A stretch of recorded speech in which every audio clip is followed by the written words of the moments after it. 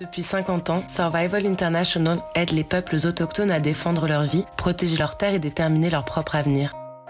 En soutien à notre organisation, Marc Gallio raconte des contes autochtones. Tous les dimanches, en cette période de confinement, nous vous invitons à voyager. Une occasion de découvrir les cultures et les mythes fondateurs des peuples autochtones. Du bassin du Congo à l'Australie en passant par le continent américain, des récits à écouter seuls, en famille ou entre amis. Aujourd'hui, nous voyageons avec Marc Gallio jusqu'en Australie, dans ce conte du peuple Vutati, intitulé Paret et Rurera.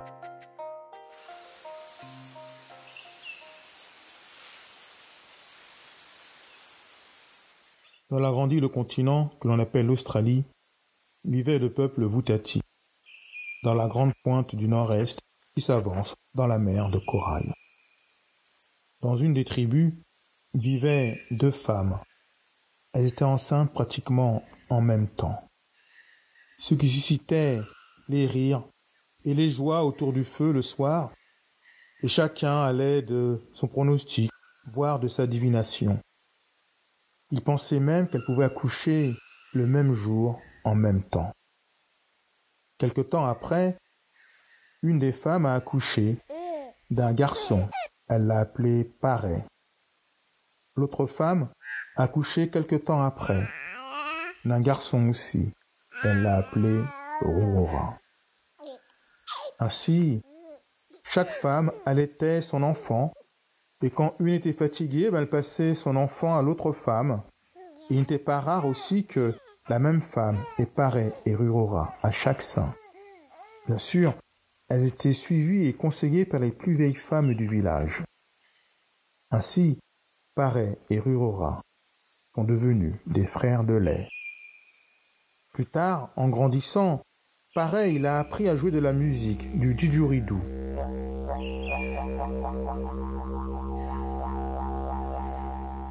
Et Rurera, lui, il a appris à danser. Et petit à petit, chacun, dans leur art, excellait. Ils faisaient toute la fierté de leur village, tout l'honneur de leur village. Ils étaient même réclamés par les villages d'à côté. Quand Paret jouait de la musique, alors Rurera, lui, il pouvait prendre la forme d'une goutte d'eau qui tombe dans un lac, ou d'un corbeau qui se pose sur le sol, ou de l'arc-en-ciel qui s'étend dans le ciel, tout en écoutant la belle et bonne musique de Paret. Un jour, le conseil des sages a convoqué Paret pour lui annoncer fièrement qu'il était promis à une fille du village d'à côté. À leur grande surprise, Paret s'est mis à pleurer et à sangloter très fort. « Je ne veux pas quitter mon village. Je veux me marier avec une fille d'ici. Pourquoi ne devrais-je plus voir mon frère de lait, Rurera ?» Le conseil des sages a tout fait pour convaincre Paret d'y aller. Mais Paret est resté sur ses positions. Alors le plus vieux des sages s'est levé et il a dit « Nous avons choisi pour toi comme le veut la coutume. Tu partiras demain matin. » Paret, les épaules basses, est retourné chez lui. Il a emballé ses instruments un par un, ses didgeridoo et ses bâtons sonores. Et puis arrivé au dernier didgeridoo, alors, il a été voir son ami Rurera pour lui annoncer la nouvelle. Et Rurera et Paret ont pleuré ensemble, en se tenant par les bras et les épaules. Paret a pris son instrument de musique. Il a joué du didgeridoo. C'était une musique mélancolique qui exprimait toute la frustration de la séparation. Et Rurera, lui, dansait d'une manière saccadée pour exprimer toute la colère qui était contenue dans son corps. Et tout en jouant de la musique et tout en dansant, Paret et Rurera sont sortis du village, se sont éloignés et sont arrivés sur la plage. Paret, lui, est monté en haut d'un palmier tout en jouant de son instrument de musique.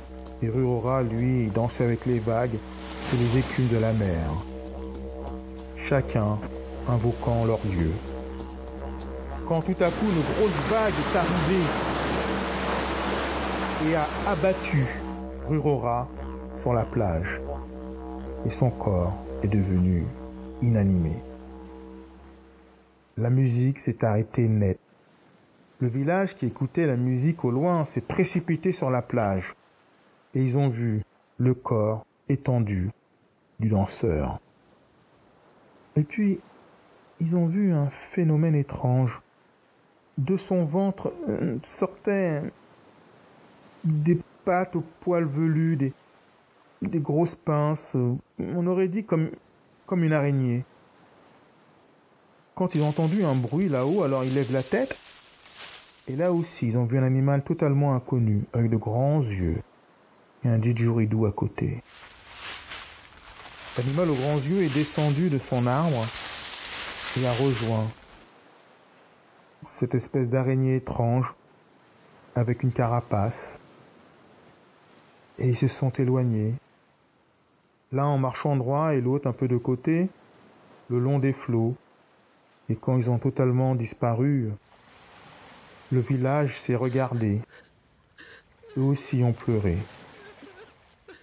Et maintenant, dans ce village, plus jamais on n'a essayé de séparer le musicien de son danseur. En langue Voutati, Poposum se dit pareil et crabe se dit Rurora.